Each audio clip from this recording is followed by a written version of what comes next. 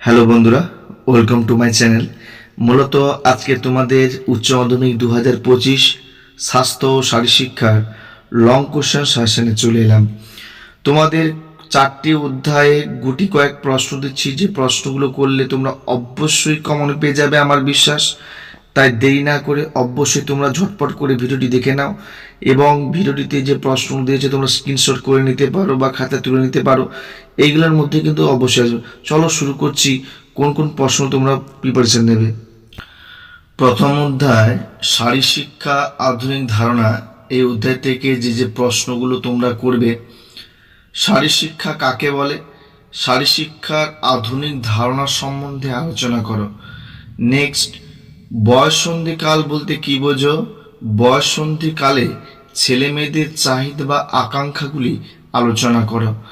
3 নম্বর প্রশ্ন, শারীরশিক্ষার প্রকৃত অর্থ কি, শারীরশিক্ষা সাথে অন্যান্য বিষয়ের যোগসূত্রগুলি আলোচনা করো। নেক্সট, শারীরিক সক্ষমতা বলতে কি বোঝো, দক্ষতা সম্পর্কিত শারীরিক সক্ষমতার উপাদানগুলি কি কি, এর সম্বন্ধে আলোচনা করো। তোমরা দ্বিতীয় অধ্যায় থেকে যে প্রশ্নগুলো মূলত করবে, 1. নিউটনের প্রথম গতিসূত্রটি লেখো। খেলাধুলার উপর নিউটনের প্রথম গতিসূত্রের প্রয়োগ আলোচনা করো।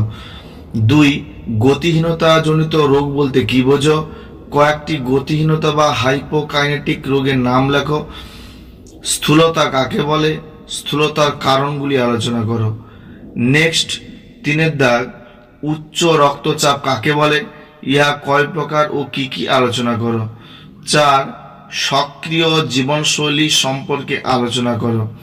নেক্সট অধ্যায়, তৃতীয় অধ্যায় শারীরশিক্ষার মনোসামাজিক ভিত্তি।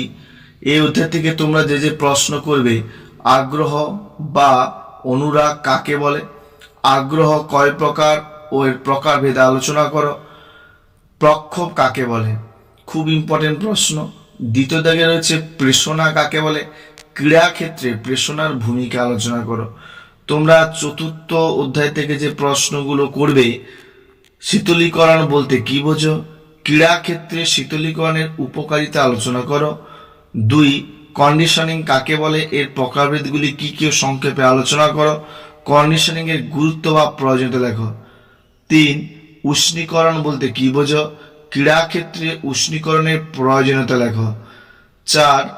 যোগাভ্যাস বা আসন অভ্যাসে নিয়ম নীতিগুলি কি কি, যোগাসনের তাৎপর্যগুলি আলোচনা করো। এই প্রশ্নগুলো করলে তোমরা 100% কিন্তু ফাইনাল টেস্ট উভয় ক্ষেত্রে কিন্তু কমন পেয়ে যাবে। তাই দ্বিধা না করে অবশ্যই এই প্রশ্নগুলো কিন্তু আজ থেকেই প্রিপারেশন করে নাও এবং তোমরা কিন্তু পরীক্ষায় ভালো রেজাল্ট অবশ্যই কিন্তু তোমরা করতে পারবে।